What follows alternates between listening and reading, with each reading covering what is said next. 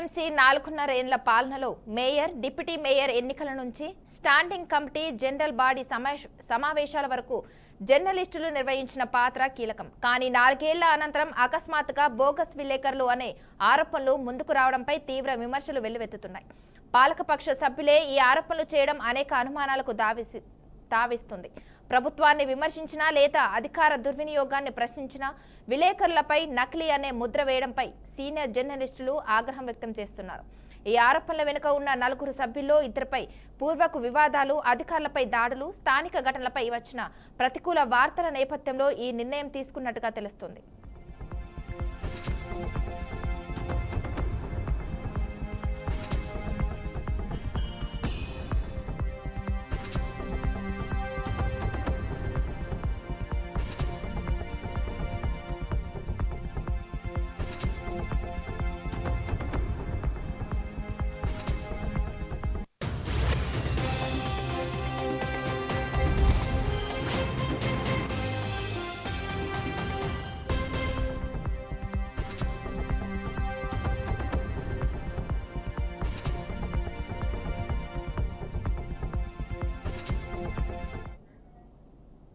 నిజంగా నకిలీ విలేకరుల నియంత్రణే ఉద్దేశమైతే 4.5 ఏళ్లుగా ఎందుకు చర్యలు తీసుకోలేదన్న ప్రశ్న తలెత్తుతుంది.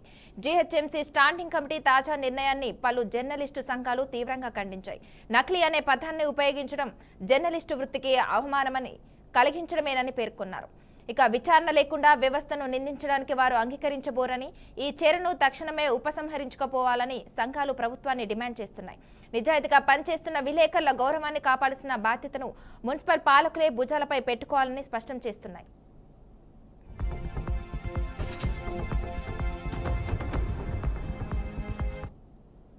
ఇక ఇదే అంశంపై మరింత సమాచారం మా ప్రతినిధి బాసిత్ అందిస్తారు. బాసిత్, చెప్పండి. జీహెచ్ఎంసీ 4.5 ఏళ్ల పాలనలో మేయర్, డిప్యూటీ మేయర్ ఎన్నికల నుంచి స్టాండింగ్ కమిటీ, జనరల్ బాడీ సమావేశాల వరకు జర్నలిస్టులు నిర్వహించిన విలువైన నివేదికలు పాలక వ్యవస్థను ముందుకు నడిపించడంలో కూడా కీలక పాత్ర వహించాయి. కానీ 4 ఏళ్ల అనంతరం అకస్మాత్తుగా బోగస్ విలేకరులు అనే ఆరోపణలు ముందుకు రావడంపై తీవ్ర విమర్శలు వెలువెత్తుతున్నాయి. పాలక పక్ష సభ్యులే ఈ ఆరోపణలు చేయడం అనేక అనుమానాలకు తావిస్తుంది. ఆ ప్రభుత్వాన్ని విమర్శించినా లేదా అధికార దుర్వినియోగాన్ని ప్రశ్నించిన విలేకరులపై నకిలీ అనే ముద్ర వేయడం పిచ్చుపాటే అని చెప్పి సీనియర్ జర్నలిస్టులు పేర్కొంటున్నారు. ఈ ఆరోపణల వెనుక ఉన్న 4 సభ్యుల్లో 2పై పూర్వపు వివాదాలు, అధికారులపై దాడులు, స్థానిక ఘటనలపై వచ్చిన ప్రతికూల వార్తల నేపథ్యంలో ఈ నిర్ణయం తీసుకున్నట్లుగా అనిపిస్తుంది. నిజంగా నకిలీ విలేకరులను నియంత్రణ ఉద్దేశం అయితే 4.5 ఏళ్లుగా ఎందుకు చర్యలు తీసుకోలేదన్న ప్రశ్న కూడా వస్తుంది. జీహెచ్ఎంసీ స్టాండింగ్ కమిటీ తాజా నిర్ణయాన్ని పలు జర్నలిస్ట్ సంఘాలు కూడా తీవ్రంగా ఖండిస్తున్నాయి. నకిలీ అనే పదాన్ని ఉపయోగించడం జర్నలిస్టు వృత్తికి అవమానమని కలిగించడమే పేర్కొని విచారణ లేకుండా వ్యవస్థని నిర్ణయించడాన్ని తాము అంగీకరించబోమని, ఈ చర్యను తక్షణమే ఉపరించుకోవాలని పలు సంఘాల ప్రభుత్వాన్ని డిమాండ్ చేస్తున్నాయి. నిజాయితీగా పనిచేస్తున్న విలేకరుల గౌరవాన్ని కూడా కాపాడాల్సిన బాధ్యత మున్సిపల్ పాలకులే భుజాలపై పెట్టుకొని స్పష్టం చేయాలని చెప్పి వాళ్ళు డిమాండ్ చేస్తున్నారు. Manasa. Okay, thank you Basit.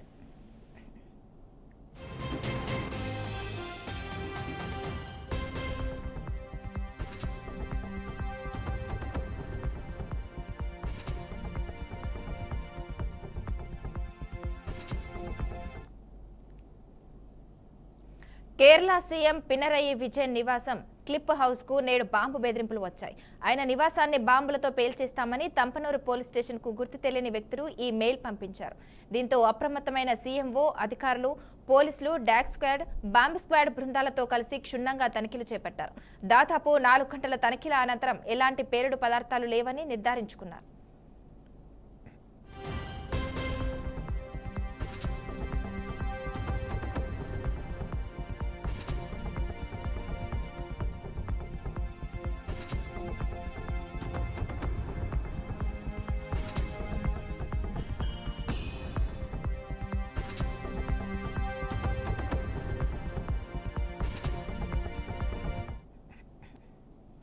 Kerala CM Pinarayi Vijayan నివాసం క్లిప్ హౌస్ కు నేడు బాంబు బెదిరింపులు వచ్చాయి. ఆయన నివాసాన్ని బాంబులతో పేల్చేస్తామని తంపనూరు పోలీస్ స్టేషన్ కు గుర్తు తెలియని వ్యక్తులు ఈ మెయిల్ పంపారు.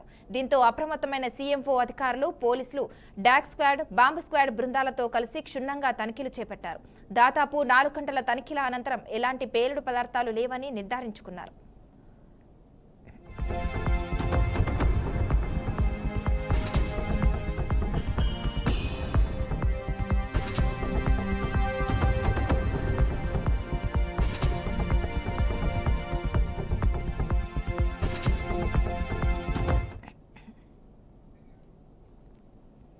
గుడివాడలో టీడీపీ వాళ్ళు హత్య రాజకీయాలు చేస్తున్నారని మండిపడ్డారు వైసీపీ నేతలు. నిన్న కూటమి నాయకులు చేసినది పోలీసులు చూడలేదా అంటూ విమర్శించారు. పోలీసులు కూడా కూటమి వాళ్లను వదిలేసి వైసీపీ వాళ్లపై కేసులు నమోదు చేయడమేంటని ప్రశ్నించారు. జెడ్పీటీసీ హారిక కారు అద్దాలు పగలగొట్టడంపై పోలీసులకు ఫిర్యాదు చేసిన యాక్షన్ లేదంటూ మండిపడ్డారు. వైఎస్ఆర్సీపీ పార్టీ నియోజకవర్గ విస్తృత స్థాయి పార్టీ సమావేశానికి మరి జనాలందరూ, కార్యకర్తలు, నాయకులు వస్తారని, ఆ సభ విజయవంతమని ఈ కూటమి నాయకులు భయంతో ఆ సభని ఎట్లాగైనా సరే మరి జరగనీయకూడదు అని మరి జిల్లా పరిషత్ చైర్మన్ అయిన ఉప్పాల హారిక గారు, అట్లాగే మాజీ ఎమ్మెల్యే అవనిగడ్డ సింహాద్రి రమేష్ బాబు గారు కూడా మరి ఆయన కారును కూడా అడ్డగించి నాగర్పడం దగ్గర వెనక పంపించడం జరిగింది. అట్లాగే ఉప్పాల హారిక గారు మరి ఒక మహిళని కూడా చూడకుండా ఆవిడ కారు మీద మరి ఈ కూటమి నాయకులు ఆదేశాల మేరకు వారి గూండాలు మరి ఎట్లా చేశారో కూడా ఈ గుడివాడ ప్రజలందరూ కూడా చూశారు. 1947లో స్వతంత్రం వచ్చినటి నుంచి కూడా భారతదేశం ప్రపంచంలోని అత్యంత పెద్ద ప్రజాస్వామిక దేశం. ఈ ప్రజాస్వామిక దేశంలో గుడివాడ నియోజకవర్గంలో ఇంతవరకు కూడా నిన్న జరిగినటువంటి సంఘటనలు కానీ, దురదృష్టకరమైన పరిణామాలు కానీ ఎప్పుడూ జరగల. ఇది కొత్త సంస్కృతికి నాంది పలకడం జరిగింది. ఈ సంస్కృతి ఇదే కొనసాగితే గుడివాడ ప్రజలు సుఖశాంతులు కరువై నిద్రాహారాలు మాని ఏ నిమిషంలో ఏం జరుగుతుందో అనేటటువంటి పరిస్థితిని కల్పించే పరిస్థితి వస్తుంది. అందున మరి ప్రభుత్వ వాహనంలో వస్తున్నటువంటి ఒక హోదాలో ఉన్నటువంటి జిల్లా ప్రథమ మహిళగా ఉన్నటువంటి ఒక బీసీ మహిళ మీద కేవలం ఎస్సీ, ఎస్టీ, మైనారిటీ, బీసీలనే టార్గెట్ చేసుకుని దాడులు చేయాలనేటువంటి ఒక కుట్రపూరితమైన ఆలోచనతో ఎస్సీ, బీసీ, ఎస్టీ ఇతర కులాలపైన మాత్రమే దాడి చేయడం అనేది చాలా దురదృష్టకరమైన సాంప్రదాయం. నిన్న గుడివాడలో జరిగిన పరిణామాలని ఆంధ్ర రాష్ట్రం మొత్తం కూడా గమనిస్తానే ఉంది. కృష్ణా జిల్లా ప్రథమ పౌరురాలు, జిల్లా పరిషత్ చైర్మన్ గారు అయినటువంటి ఒక బీసీ మహిళ మీద ఆవిడేమి పాకిస్తాన్ బోర్డర్కో లేకపోతే నక్సలైట్ల ఏరియాకో ఏమి వెళ్ళాల. ఆవిడ గుడివాడలో వైఎస్ఆర్సీపీ పార్టీ వాడు పెట్టుకున్న విస్తృత స్థాయి సమావేశానికి ఆవిడ ముఖ్య అతిథిగా హాజరవడానికి వస్తున్న క్రమంలో మీరు కూటమి ప్రభుత్వం వారందరూ కూడా కలిసి అరాచక శక్తుల్ని, అసాంఘిక శక్తుల్ని ప్రోత్సహించి ఉదయం 12 గంటలు 1 గంట నుండి కూడా మీరు అక్కడే మోహరించి పోలీసు వారికి కూడా ఒకటే విజ్ఞప్తి చేస్తా ఉన్నాం. నిన్న ఉదయం 12ంటికి తెలుసు మీకు, అదే నాగవారపాడు వంతెన దగ్గర ఖచ్చితంగా నిర్బంధించడానికి, గొడవ చేయడానికి వాళ్ళు సన్నాహమై ఉన్నారన్న విషయం. ఎమ్మెల్సీ కవితపై తీర్మార్ మల్లన్న వ్యాఖ్యలు గర్హనీయమన్నారు టీపీసీసీ అధ్యక్షులు మహేష్ కుమార్ గౌడ్. మహిళలను గౌరవించకపోవడం మన సాంప్రదాయమని, కవితపై మల్లన్న చేసిన అనుచిత వ్యాఖ్యలు ఖండించాల్సిందేనని స్పష్టం చేశారు. అయితే ఆయన కార్యాలయంపై జాగృతి కార్యకర్తల దాడి చట్ట వ్యతిరేకమని మండిపడ్డారు. చట్ట పరిధిలో అందరూ పని చేసుకోవాలని సూచించారు.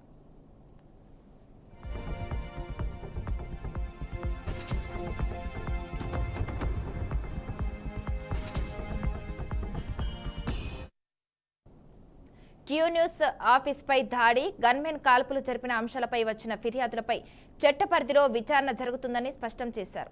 బీసీ బిల్లు, రిజర్వేషన్లు అన్ని కాంగ్రెస్ కృషి ఫలితమేనని మహేష్ కుమార్ గౌడ్ మరోసారి పునరుద్ఘాటించారు.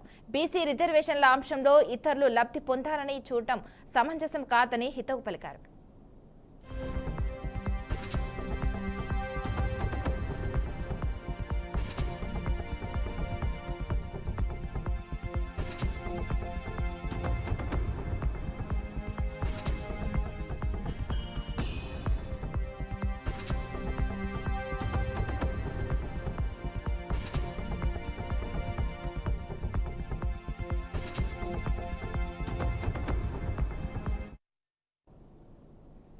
తిరుపతి జిల్లా శ్రీకాళహస్తిలో జరిగిన డ్రైవర్ హత్య కేసు రాష్ట్ర వ్యాప్తంగా కలకలం రేపుతుంది.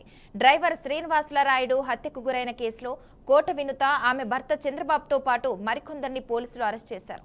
అయితే ఈ కేసు విషయంలో చిత్తూరు జిల్లా శ్రీకాళహస్తి టీడీపీ ఎమ్మెల్యేపై కోట వినుత దంపతులు సంచలన ఆరోపణ చేశారు. రాయుడు హత్య కేసులో తమను కావాలనే ఇరికిస్తున్నారని ఆరోపించారు. త్వరలోనే అన్ని నిజాలు బయటకు వస్తాయని కోట వినుత దంపతులు తెలియజేశారు. మరోవైపు రాయుడిని చిత్రహింసలకు గురిచేసి అనంతరం హత్య చేసి మృతదేహాన్ని నదిలో పడేశారని పోలీసుల విచారణలో తేలింది.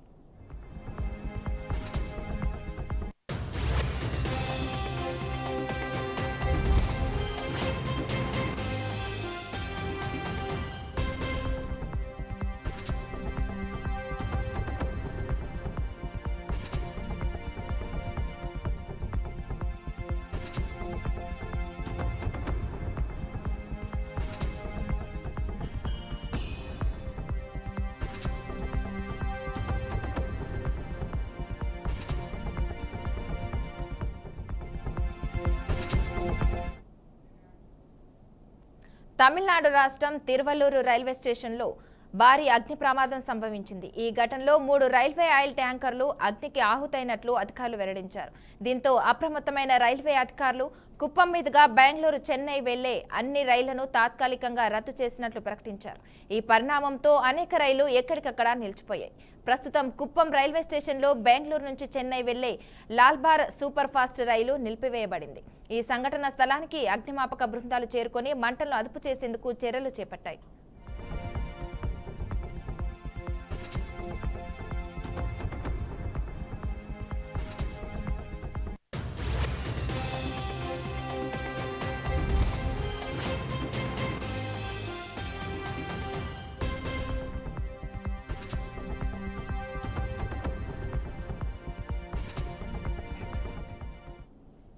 తమిళనాడు రాష్ట్రం తిరువల్లూరు రైల్వే స్టేషన్ సమీపంలో భారీ అగ్ని ప్రమాదం సంభవించింది.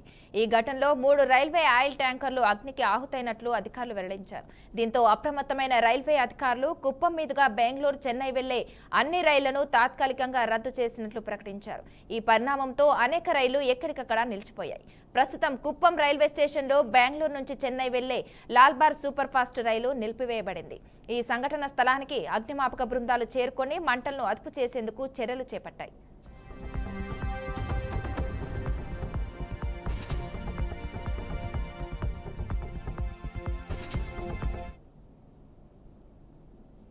బాబు షూరిటీ, భవిష్యత్ గ్యారంటీ అంటూ ప్రచారం చేసిన చంద్రబాబు నేడు బాబు షూరిటీ మోసం గ్యారంటీగా మారిపోయారని మాజీ ఎమ్మెల్యే శంకర్రావు విమర్శించారు.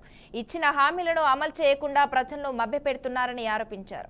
మాజీ సీఎం జగన్ ఇచ్చిన హామీలను తూచా తప్పకుండా నెరవేర్చిన ఘనత ఆయనకు దక్కుతుందని పేర్కొన్నారు.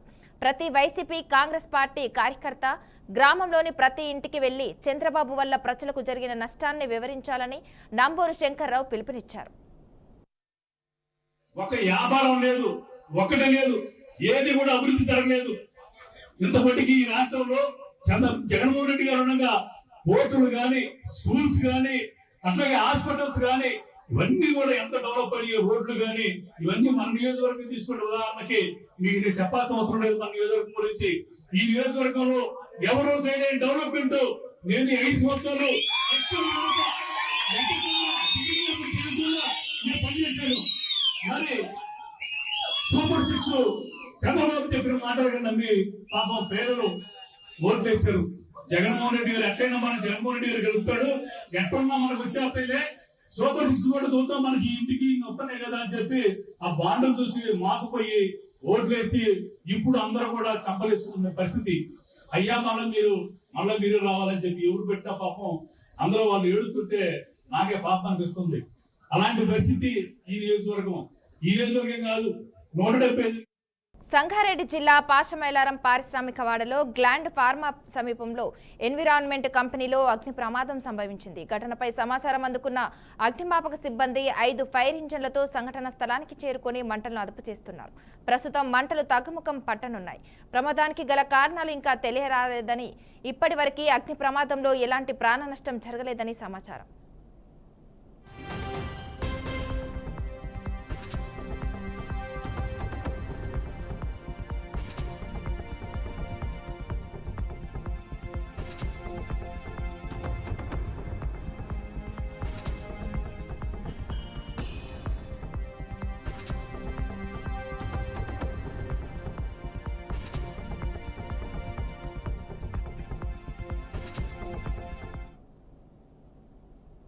సంగారెడ్డి జిల్లా పాషమైలారం పారిశ్రామిక వాడలో గ్లాండ్ ఫార్మా సమీపంలో ఎన్విరాన్మెంట్ కంపెనీలో అగ్ని ప్రమాదం సంభవించింది. ఘటనపై సమాచారం అందుకున్న అగ్నిమాపక సిబ్బంది 5 ఫైర్ ఇంజన్లతో సంఘటన స్థలానికి చేరుకొని మంటలను అదుపు చేస్తున్నారు. ప్రస్తుతం మంటలు తగ్గుముఖం పట్టనున్నాయి. ప్రమాదానికి గల కారణాలు ఇంకా తెలియరాలేదని, ఇప్పటివరకు అగ్ని ప్రమాదంలో ఎలాంటి ప్రాణ నష్టం జరగలేదని సమాచారం.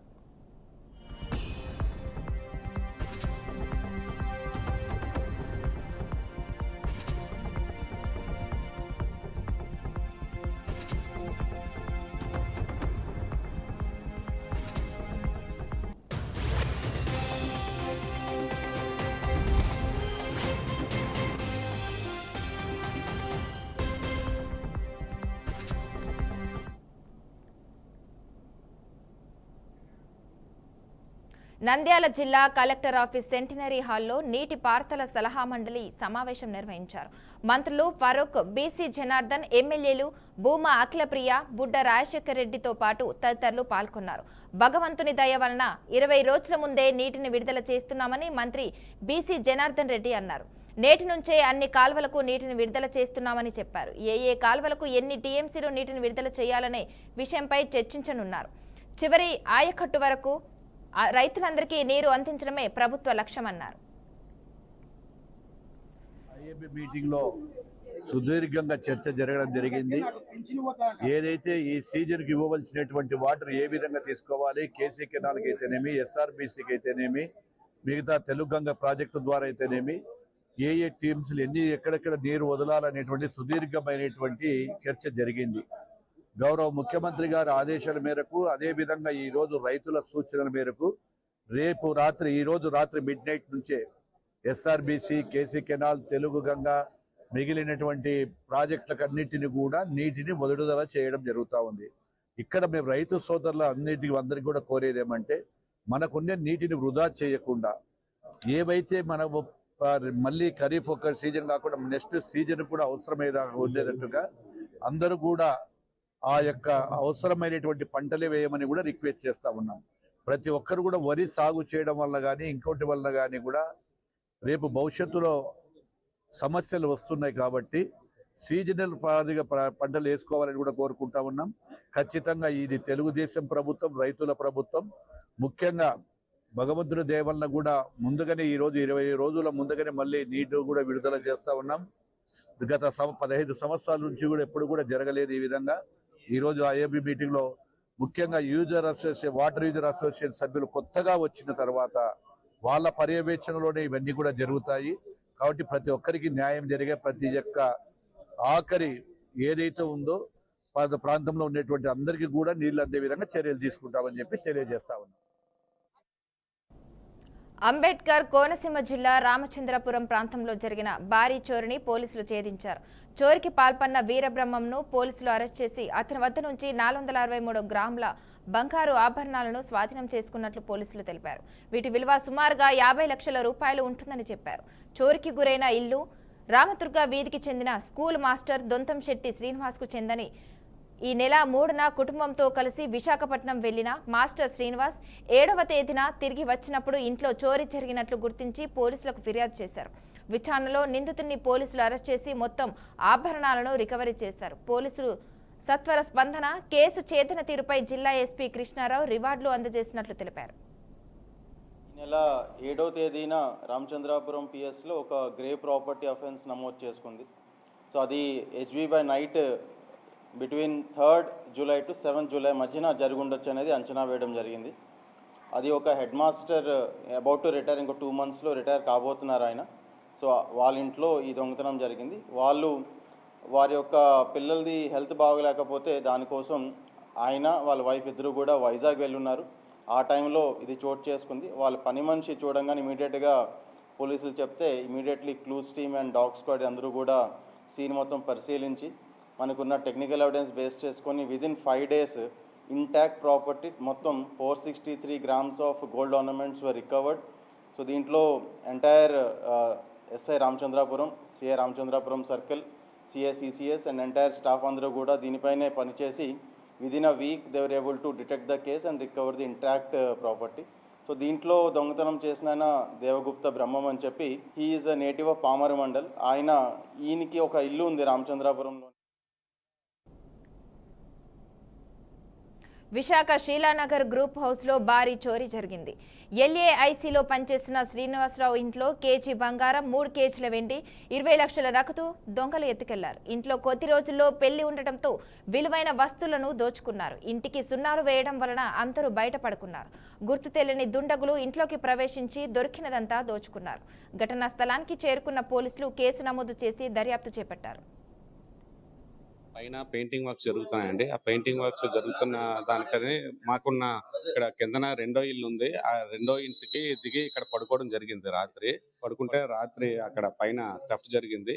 దగ్గర 20 లక్షల రూపాయలు నగదు, ఇంచుమించు 1 కిలో బంగారం వరకు పోయింది. ఇది పెళ్లి నిమిత్తం అందరి దగ్గర గ్యాదర్ చేసి వాళ్ళ అమ్మాల దగ్గర నుంచి, ఆడపిల్ల వాళ్ళ అమ్మాల దగ్గర నుంచి, బయట నుంచి అన్ని తెచ్చుకొని పెట్టుకున్న నగదు ప్లస్ గోల్డ్ 2 పోవడం జరిగింది. ఇది రాత్రి తెల్లవారుజామున 4 గంటలకి మా ఫ్రెండ్ శ్రీనివాస్ వాళ్ళ మిస్సెస్ మీదకెళ్ళి చూడడం జరిగింది. 4 గంటలకి చూసినడికి తాళాలు బ్రేక్ చేసి ఉండడంతో వెంటనే డైల్ 100కి ఫోన్ చేసి ఇన్ఫర్మేషన్ ఇచ్చారు. ఇక డీసీపీ మేడము, సిఏ గారు వాళ్ళందరూ వచ్చి ఇంచేపు డాగ్ స్క్వాడ్, ఫింగర్ ప్రింట్స్ వాళ్ళు అందరూ వచ్చి మార్నింగ్ నుంచి ఎంక్వైరీ చేస్తున్నారు. ఎంక్వైరీలోని ఎవరో 3 members ఐడెంటిఫికేషన్ అయ్యిందని, వాళ్ళు ఎవరో బైక్ మీద వచ్చారు, హెల్మెట్లు ధరించి వచ్చారు ఇదని చెప్పేసి చెప్తున్నారు. వాళ్ళని త్వరలోనే పట్టుకుంటామని మాకు భరోసా ఇచ్చారు. మా నగదు మాకు రికవరీ చేసి ఇప్పిస్తారని మేము